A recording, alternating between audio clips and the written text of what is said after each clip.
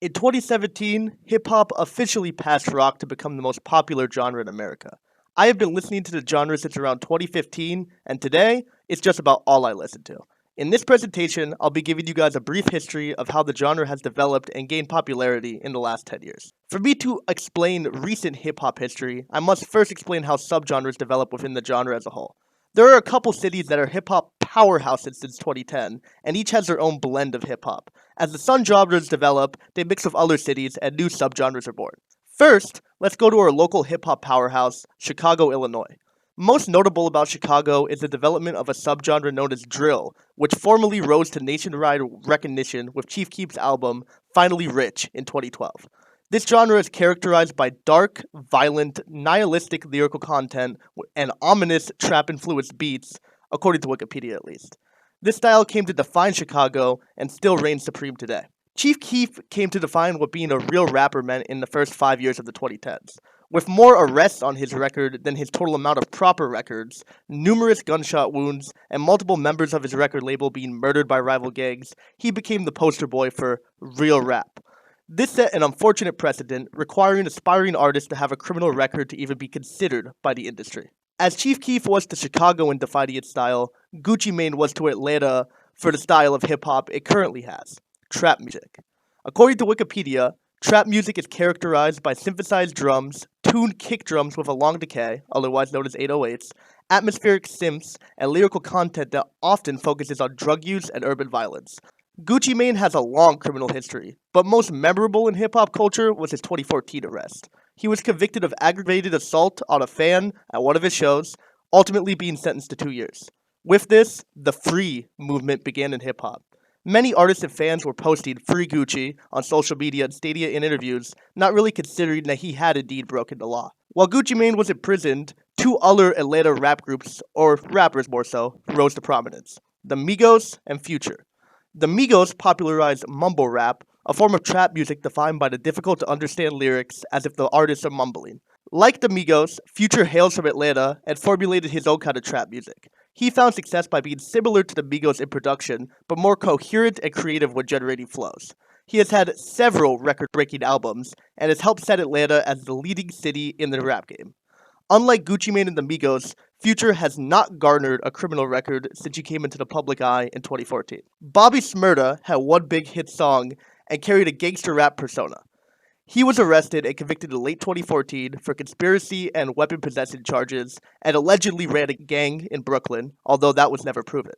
Pop culture soon adopted the phrase "Free Bobby" without any notion of the crimes that he was proven to commit. Kendrick earned 11 Grammy nominations for his 2015 project, To Pimp a Butterfly, but was ultimately beaten by Taylor Swift's 1989. This caused an outcry among fans, arguing that Kendrick's album was a better work of art than Swift's 1989. This completely changed how hip-hop was perceived as a whole. Kendrick Lamar's Los Angeles style soon rose to prominence, with other rappers such as J. Cole, A$AP Rocky, and Meek Mill adopting lyricism over catchy wordplay. Rappers had already began doing this, such as Jay-Z and Kanye, but these rappers got even more popular than they had been in the late 2000s, and this style overshadowed the dark, violent rap of inner cities. For the time being, at least.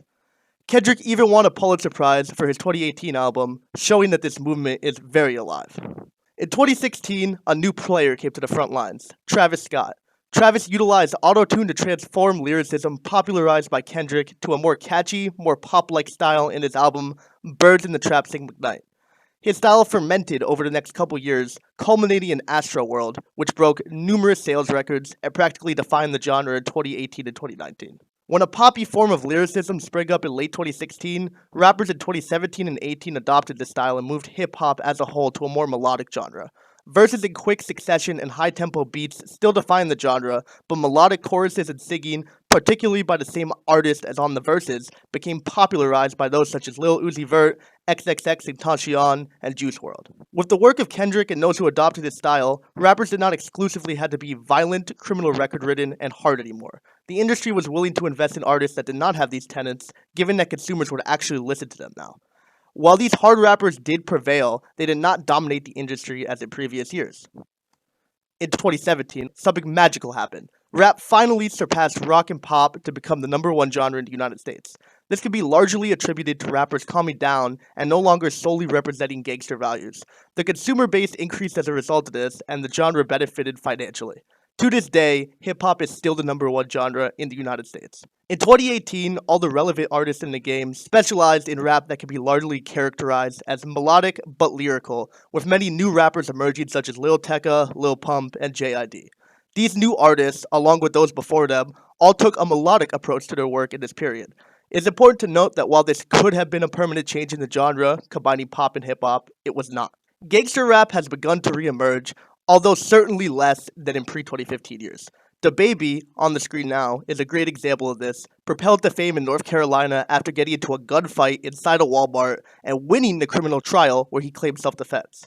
His music is a whole new subgenre, characteristic of Charlotte, and involves catchy hooks, fast rapping, and beats with a lot of treble and bass. Not many high-profile rappers have died since the 90s, until 2019 that is. In the second half of 2019 and the first half of 2020, 4 high-profile artists died.